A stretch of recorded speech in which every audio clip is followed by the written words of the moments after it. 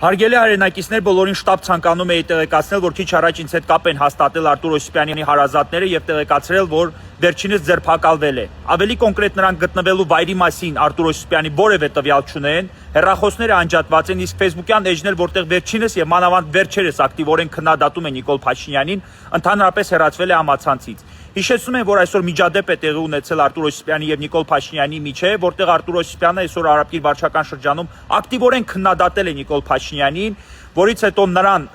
քարշելով ուղակի հեռացրել են Փաշինյանի մոտակայքից, իսկ դրանից հետո էլ Փաշինյանը հրապարակային հայտարարել է, որ Արտուր Օսիպյանը եւ նրա նմանները պետք է զոհվեին պատերազմի ընթացքում։ Իրեն թույլ է տվել նաեւ ավելի կոշտ արտահայտություններ, ես մեկնաբանություններում կտեղադրեմ այդ համապատասխան տեսագրությունը, կհետևեք ինչպիսի հայտարարություններ է թույլ տվել Նիկոլ Փաշինյանը, որից հետո կրկնում եմ, Արտուր Օսիպյանին ձերբակալել են։ Այս պահի դրությամբ նրա գտնվելու կամ նրա դատավարական կարգավիճակի մասին որևէ տվյալ չունեմ, քիչ հետո հանդես կգամ համապատասխան հայտարարությամբ։ Ամեն դեպքում տեղեկացնեմ, որ